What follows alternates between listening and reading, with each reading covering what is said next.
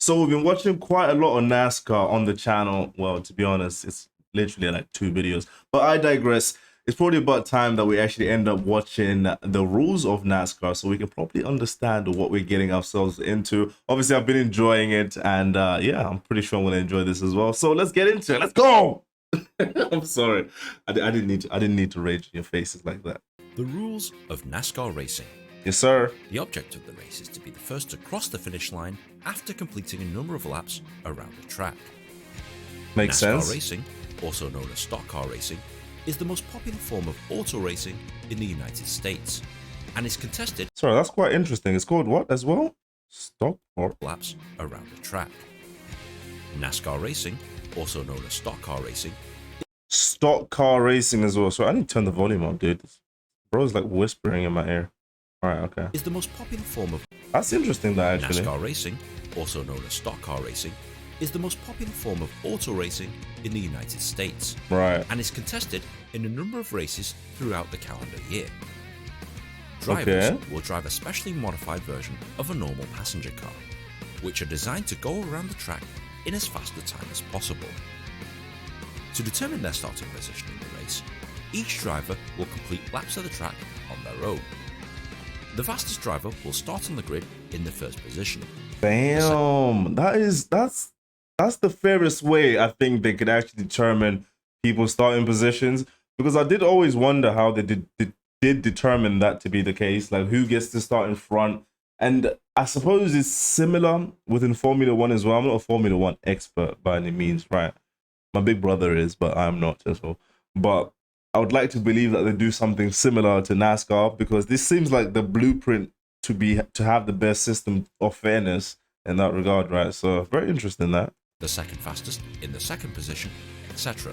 Nice. Until all the drivers are assigned a position to start the race. This is known as qualifying.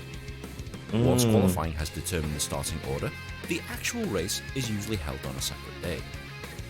Drivers will warm up their cars by following the pace car in the position that they will start. Once the green flag is waved, the race begins. Let's go. And is segmented into 3 stages. Jesus Christ, a total of 200 laps? I wonder how long the track is in meters, to be honest. Or they probably vary, isn't it? Like there's some perhaps bigger than others and it isn't all the time the same. But stage 1 is 60 laps. Stage 2 is also 60 laps. And the final stage is 80 laps. All right, so these are 2 different tracks, I presume, right? This one has 55 laps, 55, and then 78. The reason it having perhaps shorter laps than this, less laps than this, is probably due to size. I would assume that might be the logical conclusion to that. But yeah, it was very interesting. Oh, the different stages. Okay, let him explain. Stage 1 is roughly 25% of the overall number of laps in a race. Right. The driver who crosses the line first at the end of stage 1 is awarded 10 regular season points and a playoff point. The second driver is awarded 9 regular season points, all the way down to 1 point for 10th place. The race carries on into stage 2, which is exactly the same as stage 1. 10 points for winning the stage, plus 1 playoff point, 9 points for second place, etc. Right. Stage 3 is a compacted traditional race and is roughly 50% of the total laps. Winning this final stage wins you the overall race, which is worth 40. What? Wait, hold Winning on. this final stage wins you the overall race. That being because you get more points from it, I would assume, right? Let me just hear him say it again. Is a compacted traditional race and is roughly 50% of the total laps. Winning this final stage wins you the overall race, which is worth 40 regular season points. Right, yeah, okay, With makes second place sense. getting 30. That does make sense, because even if you're the person who wins stage 1 and 2, and you obviously get 10 points for the first stage and the second, together that's 20. So the person who wins the third stage will get 40 points, which is obviously more. Basic maths, right? So that's very interesting. That I think he might elaborate on this a little bit, but I'm gonna ask the question anyway. Between what stage 1 and stage 2? Wait, hold on. What was it? Stage 1 and stage 2? Oh. Yeah, okay. between stage 1 and stage 2, are there like any breaks in between, or like do you just keep going and going and going? If you complete those laps, you just keep going and going without a break at all? I'm curious to find out that yeah, exactly that. 35 points, third place getting 34 points, etc. Right. Winning the race automatically guarantees you a place in the playoffs. There's And playoffs. also adds 5 playoff points to your total score. So, what is the playoffs? The playoffs. Oh shit! He's obviously gonna explain, but there must be a lot of races within the NASCAR, dude. Because I'm thinking about it, I'm like, if it isn't just the biggest races within one block, right? Or is it? You know what? Let me not try to do mental gymnastics when this guy is probably just gonna explain it anyway, right? Okay. Previously known as the Chase, is used to determine who the overall champion is. Right. After the first 26 races, all the regular season points are added up, and the top 10 get additional playoff points added to their playoff score. It's these playoff points that are added up, and all the race winners plus the next 4 highest scoring drivers qualify for the playoffs. Right. Okay. This is an elimination style format, where 16 cars contest the next 3 races for points. The top 12, including race winners, are through to the next round. Jesus Christ. I'm curious as to what the time frame in which this all takes place, right? Because I imagine the person who finishes here, right, within the Challenger 16, like, do they have another job on the side? Because if it's if it's through a long period of time, right, I don't know if you'd get compensated enough for finishing this low within the playoff system, right, to be able to sustain yourself and perhaps your family. Perhaps they do, because this is the highest level of competition in regards to NASCAR, right? So it's possible that that is the case, that they still get paid enough to be compensated, that they can still survive. Because if I'm going to put that in regards to, let's say, football players in my country of England, right? Even if you're like at the lowest low team, right? It's your job, innit? Even though if you get relegated, you still have enough money to survive, essentially, right? And make a living from it. So I'm guessing it might be similar. If not, please someone elaborate. The bottom 4 are eliminated. 12 becomes 8, 8 becomes 4. Only 4 cars are left at the final race of the season at Homestead, Miami. The driver who finishes the highest in the final race of the season is declared the NASCAR champion. It used to be a lot simpler. Prior to 2004, NASCAR used to follow the Formula 1 style of points. Right. The driver with the most points at the last race of the season was declared the champion. The driver with the most points, the last race of the season, is the winner. Hey, that isn't that fair. The driver with the most points at the last race of the season was declared the champion. I don't know about that. So much easier to explain. If you manage to understand the somewhat confusing format, that's great, but there's a few other things that you'll need to know before going to or watching a race. Okay. For example, track. Each NASCAR track may look... Sorry, just before we do jump into that, it does seem... I think I have a rough understanding of the NASCAR system. It does seem to be more fair, because it seems like it's an accumulation of points over the duration of a season, as opposed to what he just mentioned there in regards to what Formula 1, where if you were to win the last race of the season, you essentially win the total, the entire thing. So I wouldn't say that's necessarily fair, because let's say you win the last race of the season, but throughout the whole season itself, someone else had accumulated more points. And even if they were to finish, let's say, second, they would still have more points than the person who finished in first. Then that really isn't fair, as opposed to what I believe NASCAR to be, is an accumulation of points throughout the entire season. I could be wrong, and I probably am, right? It's an accumulation of points throughout the whole season, and then the driver who's accumulated the most points, even if they, let's say, finish second in the last race of the season, they might still end up winning because they were the best throughout the season, as opposed to just the last game, right? Last race. look exactly the same. Sorry, let me just take that back. Explains the rules of... No!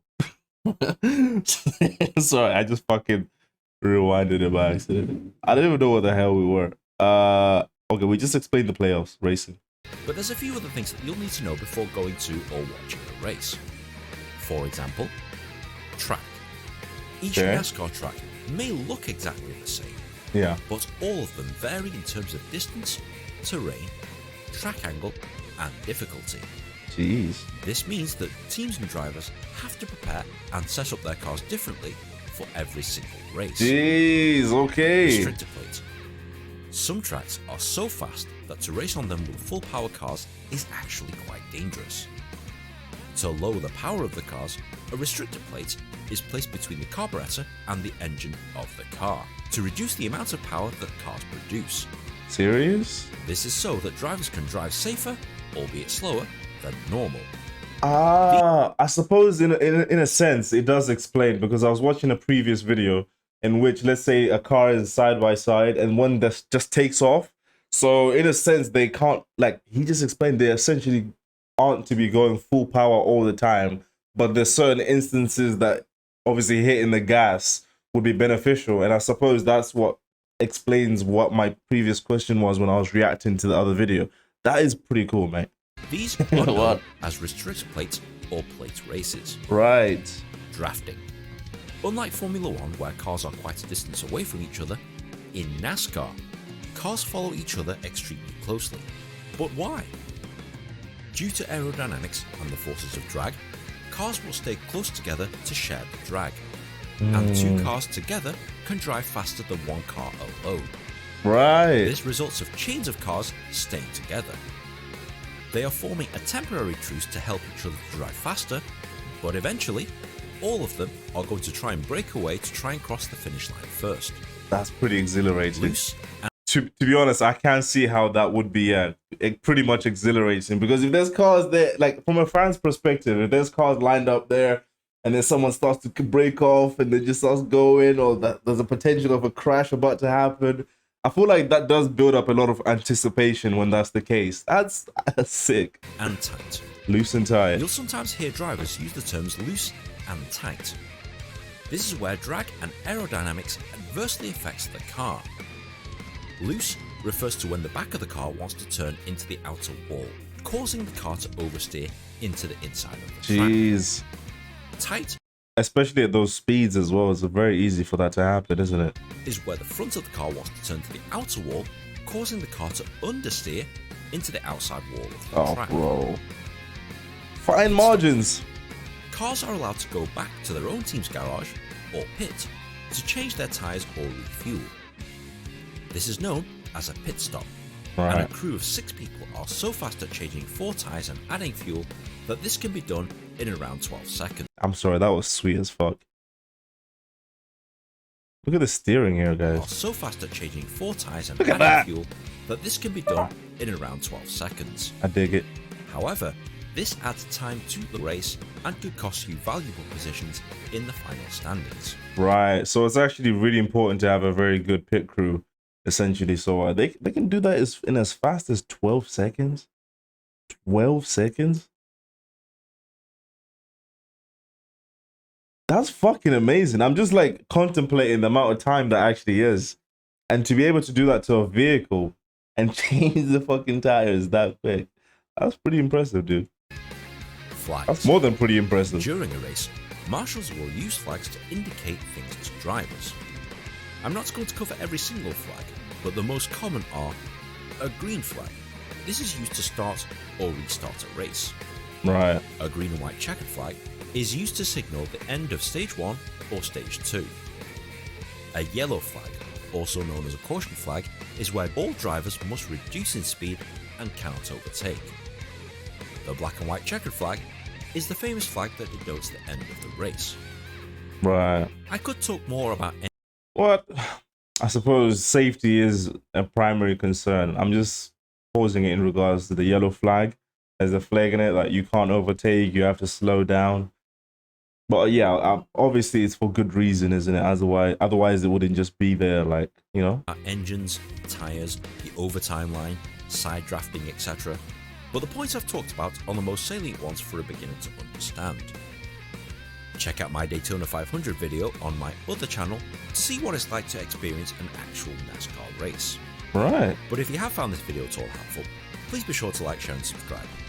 awesome video, man. Thank you for explaining that to myself. Guys, if you haven't already, definitely go and check out his channel. That was very informative, and I'm very glad that I took the time to actually check it out. But yeah, I've been enjoying it, you know, checking out NASCAR, the content behind it, what makes it so good. Because like I mentioned before, from someone who hasn't watched it or from other people who never really had much interest of it, it's quite interesting to get to know something new, something that's different, something that's not part of the culture that I'm from, and kind of getting into it. I'm obviously getting to see what it's all about, and I can definitely see why it's so popular, right?